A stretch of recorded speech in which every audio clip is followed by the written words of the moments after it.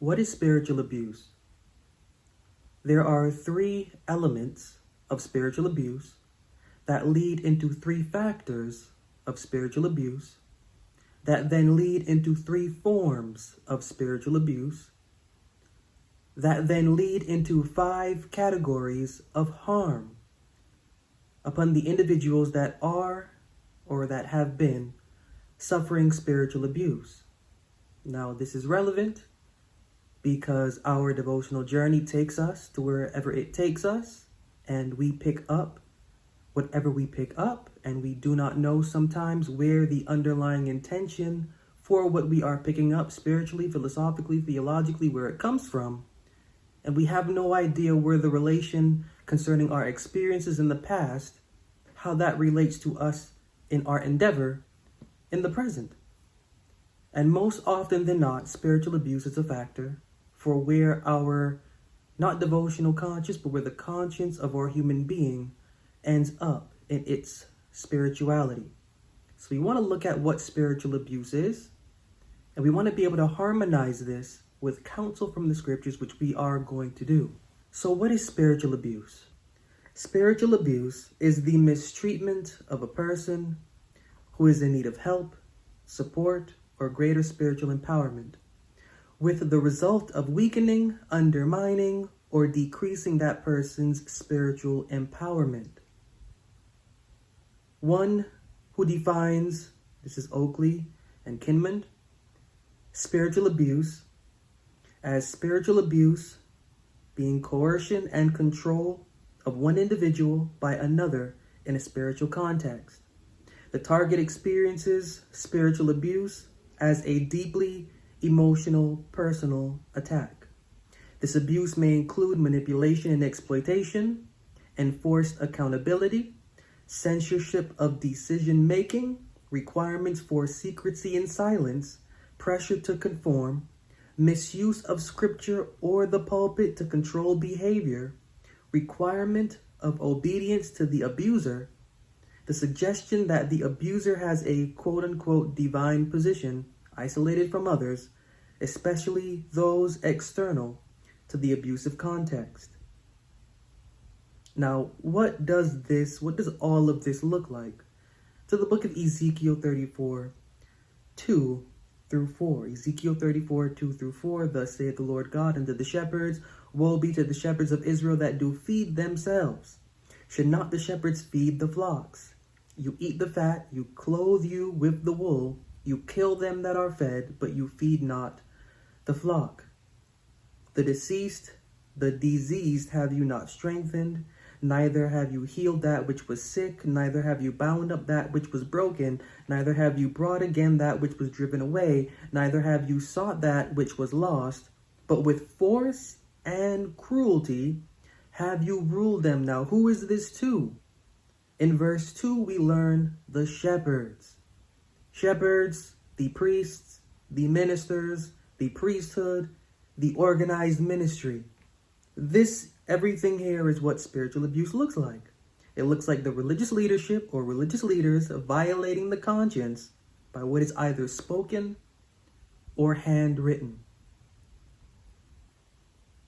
To the book of Jeremiah, Jeremiah 23, 25 to 27. I have heard what the prophets said that prophesy lies in my name, saying, I have dreamed, I have dreamed.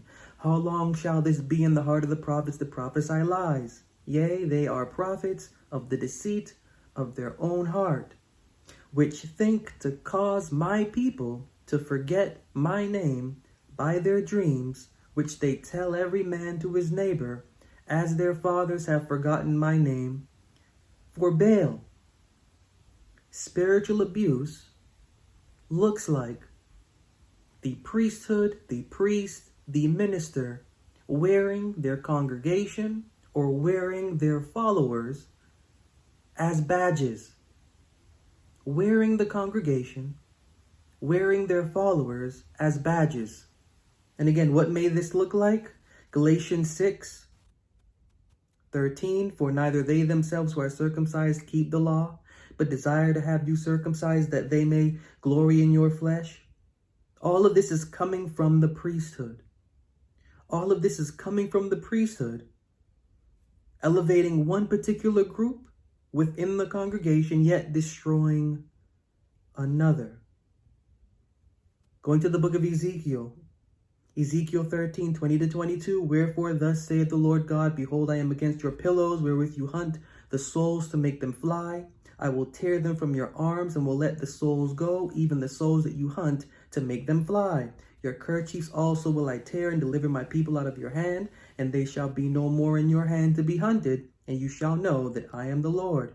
Because with lies you have made the heart of the righteous sad, whom I have not made sad, and strengthened the hands of the wicked, that he should not return from his wicked way, by promising him life.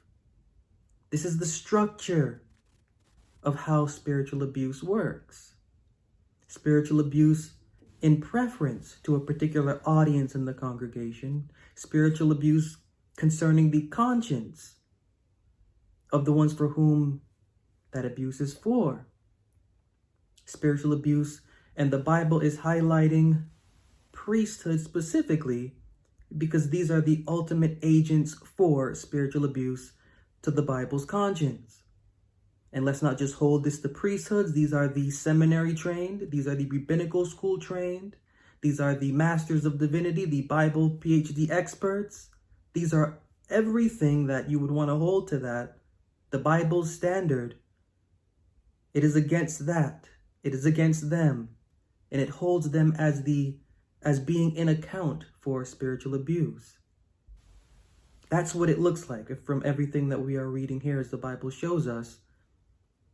But what about those elements? Those elements that lead in to the discourse of what that spiritual abuse magnifies. Concerning those three elements leading into spiritual abuse. Since the pioneering work on spiritual abuse was published in 1991, many different definitions have emerged. Samuel Fernandez has analyzed 16 studies on spiritual abuse since 1991.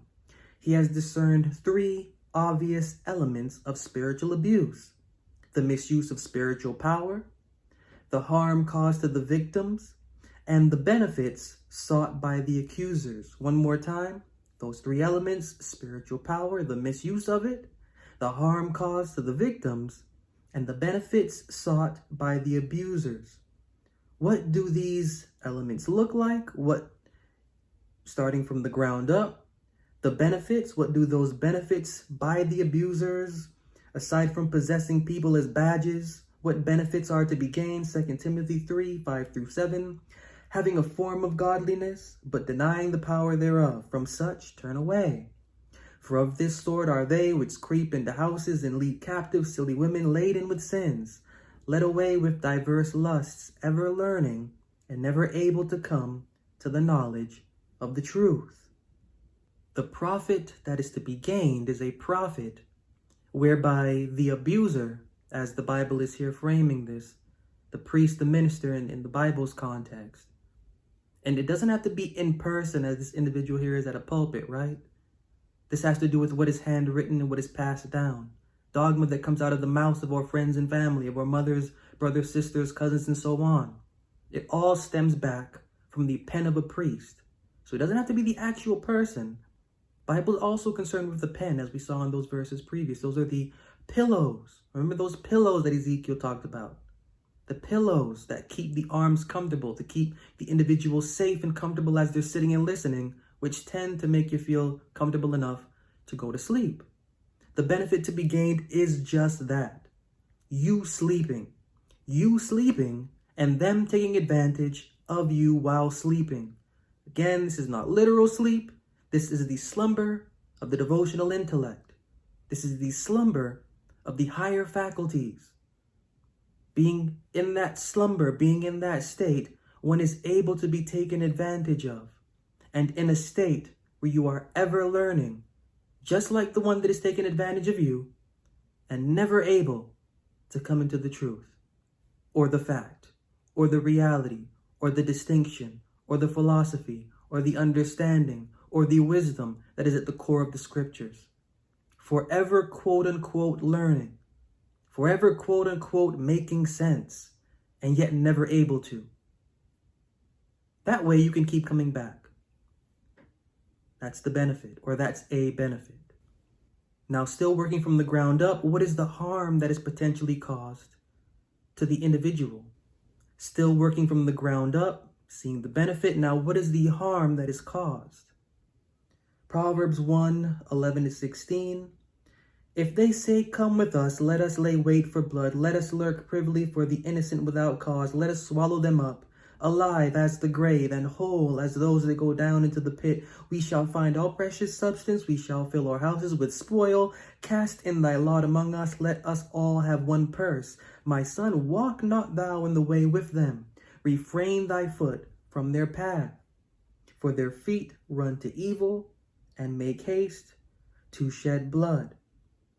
Verse 3 is that harm. 13 is that harm where it says we shall find all precious substance. We shall fill our houses with spoil. The precious substance and spoil, that is what is the main attraction. That is what is the main attraction. The spilling of that innocent blood through misuse of spiritual power. But what does that look like? Ezekiel 22:6-9. Behold, the princes of Israel, every one were in thee to their power to shed blood. In thee have they set light by father and mother. In the midst of thee have they dealt by oppression with the stranger. In thee have they vexed the fatherless and the widow. Thou hast despised mine holy things and hast profaned my Sabbaths.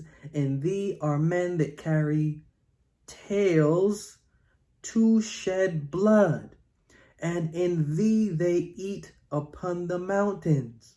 In the midst of thee they commit lewdness. Now, we have to be able to understand. No one has to tell anyone not to murder. That's either a breach of conscience or a stay of conscience. The shedding of blood in Bible terms, the murder in the Bible's language, it is a murder that occurs through tales, through the pen of priest, through the pen of minister. The shedding of blood is not the literal shedding of blood, because blood is not literal blood to the Bible's mind. Blood is the source of life, we learn in the book of Leviticus.